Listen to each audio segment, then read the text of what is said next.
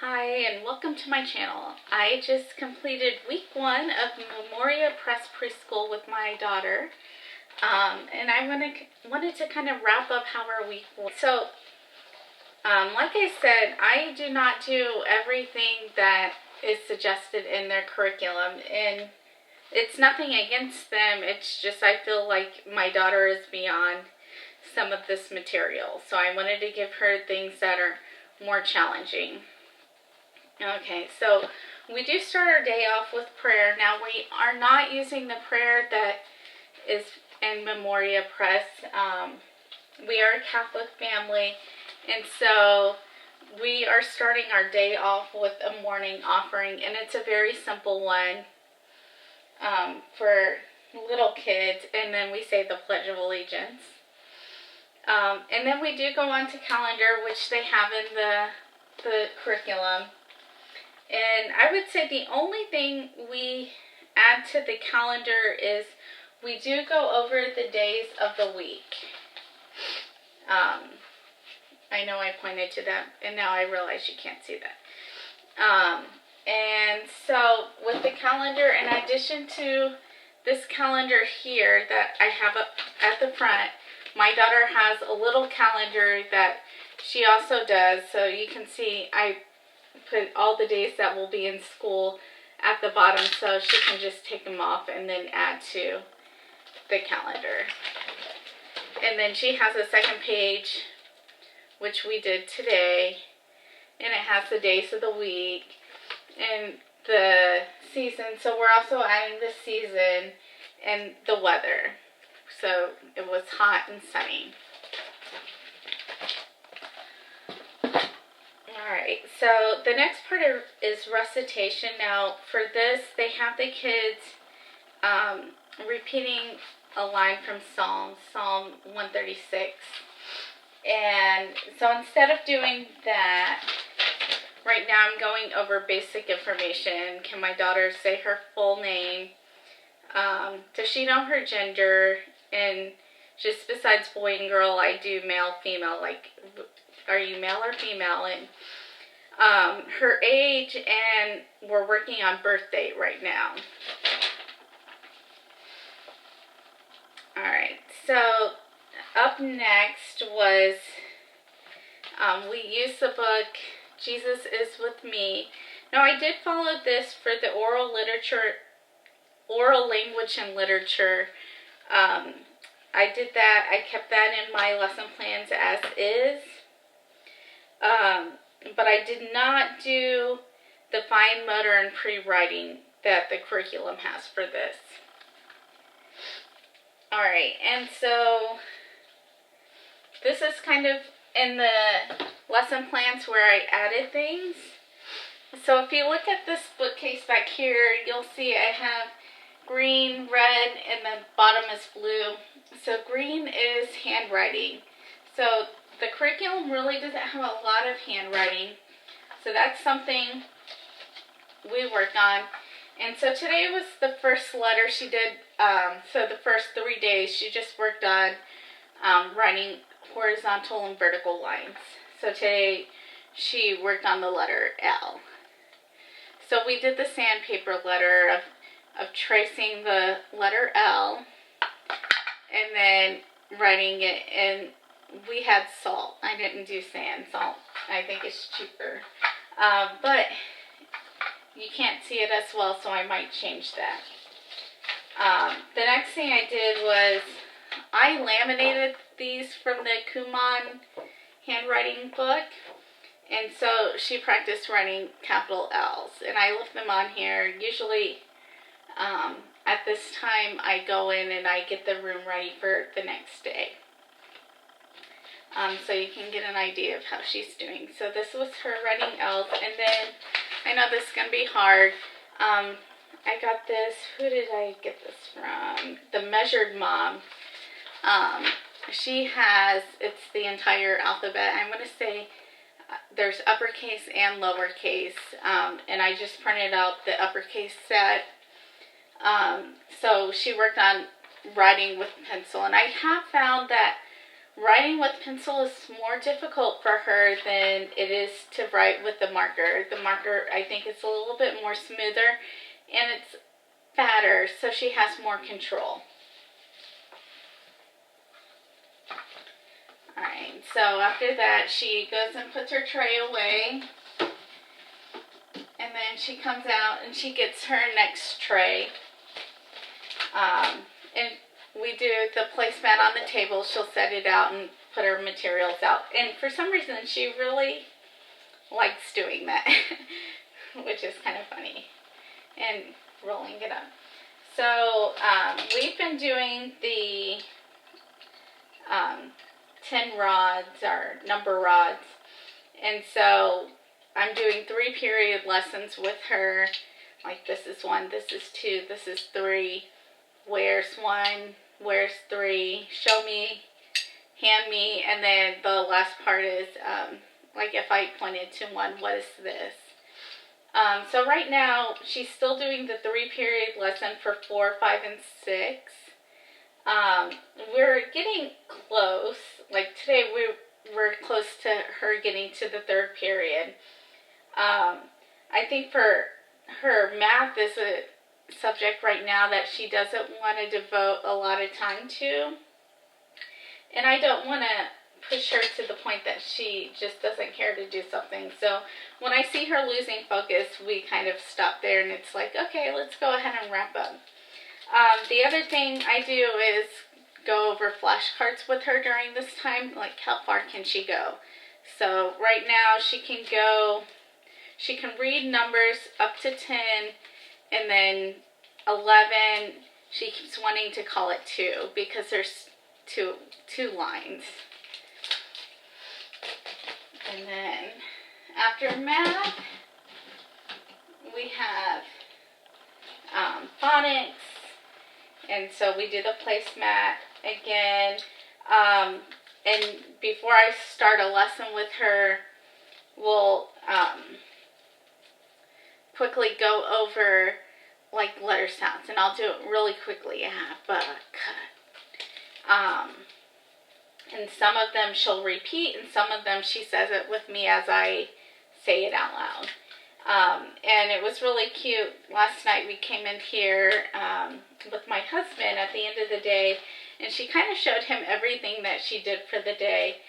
And we showed him, like, how many sounds she actually knows. And it's so surprising that, you know, although I will say she already knew some sounds prior, but even after 4 days, I would say maybe there's 4 letters that she really is struggling with. Alright, and then I did another activity. This was today's activity. So, again, at the beginning of the week, I started with a Montessori 3-period lesson with letters C, M, A, and T. Let me see if I can. And so I just did those letter sounds. So even though we do the flashcards, I will focus on 4 at a time. And so today, what she had, I made these little clip cards. And so this is cat. And what sound does she hear at the beginning of cat? And then she would clip the C. And she did pretty well on this. There were a couple that she did get wrong.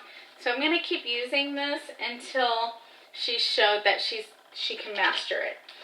And so right now, for when it comes to the trace, we're not going to move on until she's mastered the lesson.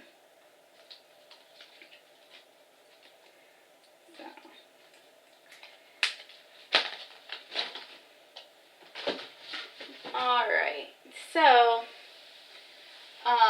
this next part is something different that I did. So besides these 3 subjects, I wanted her to have every day, but other things I wanted her to kind of have them every once in a while. So what we're doing is, on day 1, we're going to take turns with colors and shapes. And she basically already knows her colors. So, but this will give her some activities working with colors. So this week, what she did was, we have all this food here. Each basket has a color on it, and so we line the baskets on the floor. And she just sorted out all this food here into correct baskets.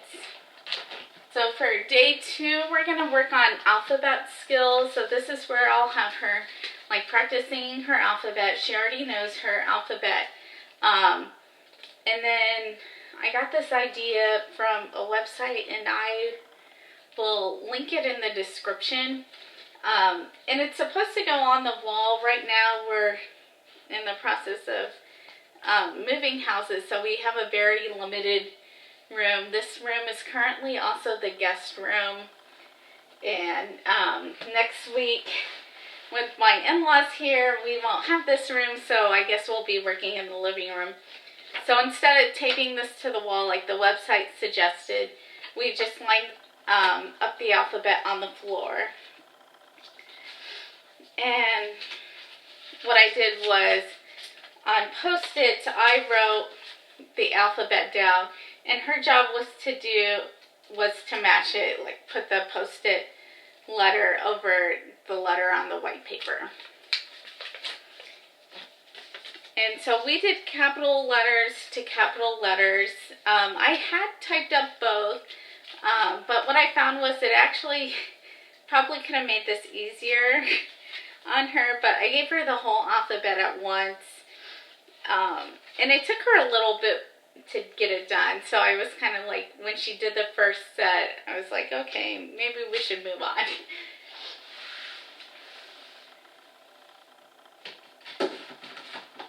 Alright, and on the third day, I'm kind of trying to work some with fine motor skills.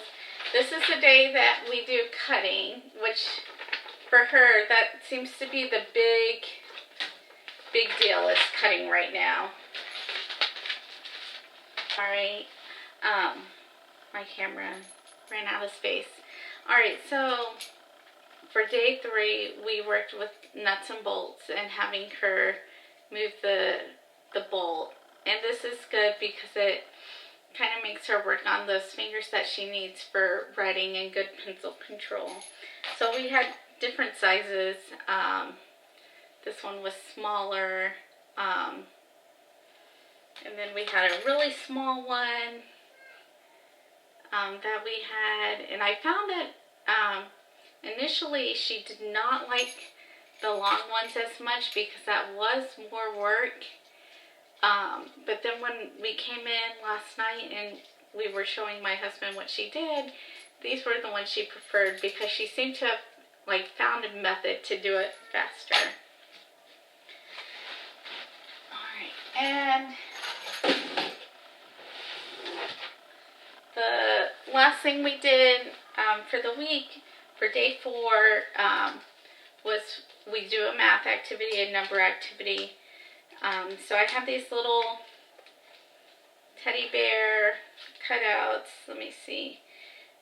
Primary Playground for Simply Kinder, and I will try to put a link where you can go to their blog or website and print them off for yourself. And so we put these on the floor so they have all the numbers, and then we used the little counting bears and had her put them on. Now, some of them she started kind of getting tired. Like I said, math seems to be that subject that she doesn't want to dedicate as much time to. So when we got to that point, I still kind of wanted her to complete it, but I helped her do it. So that was our last basket tray of the day or week. Let's see. Let me look at. So I have my own lesson plans here, and I use the computer. I use a program called planbook.com, and I pay for it. And I was familiar with it just because I used it when I was teaching, and I loved it when I was teaching because I had the plans on the computer, and on days where I was going to be out, I could just email my lesson plans.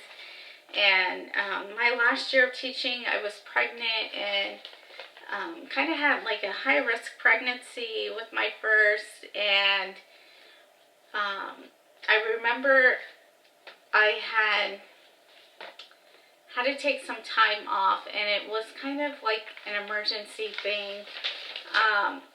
And I was put on bed rest early on in my pregnancy. And this was a lifesaver because I had already had my lesson plans done, and I wasn't going to go to school. And so I was able to just save them as a PDF and send them to the school, and was like, this is what I have. And usually when I was teaching, I would have a parent that would make copies for me on Mondays. And so I didn't have any copies for after Monday made. So, on my lesson plans, I was like, I still need copies for these activities. So that was very helpful. And then when I was on maternity leave, I went ahead and planned out the rest of the year. But I don't think those lesson plans got used, but I did my part. So after we do the brown baskets, we moved on to gross motor skills, which we went ahead and we used the Memoria Press ones. And for the most part, the entire year, I used Memoria Press lesson plans for gross motor skills. And for the first week, it's very simple. It's a little poem, Jesus loves me, like, when I'm small, Jesus loves me. When I'm tall, Jesus loves me everywhere. And we just did that a couple times.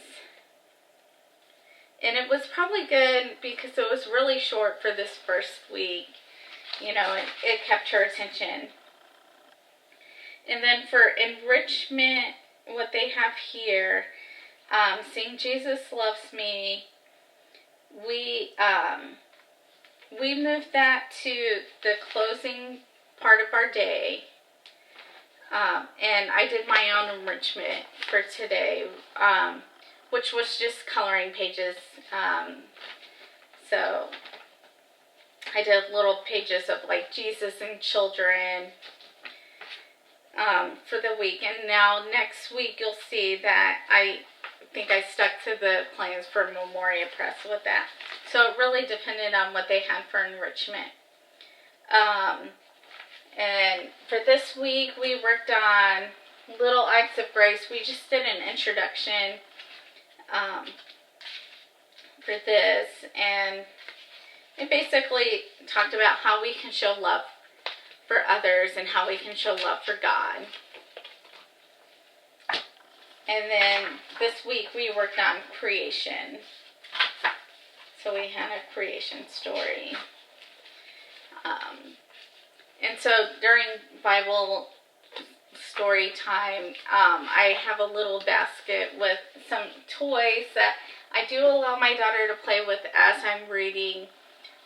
Just because there's not that many pictures, or as you can see, like there's a lot of words. I think when I turn the page, there is a picture, but again, a lot of words, so it's hard for a 3-year-old to sit still that long. So I let her go ahead and play with something on the floor while she listens. And then we end our day with a song that I'm trying to link with the story that we're studying. And then we have closing prayer, which we're doing the guardian angel prayer. And it's really funny because this week the song is Jesus Loves Me, which we took from the enrichment. And my youngest, she's about to turn a year old. And when she was born, my sister-in-law, her godmother, they came to visit for the baptism. And she brought this teddy bear, and it sings, Jesus Loves Me. Except for my oldest, she enjoys that teddy bear, and she would press it all the time to sing.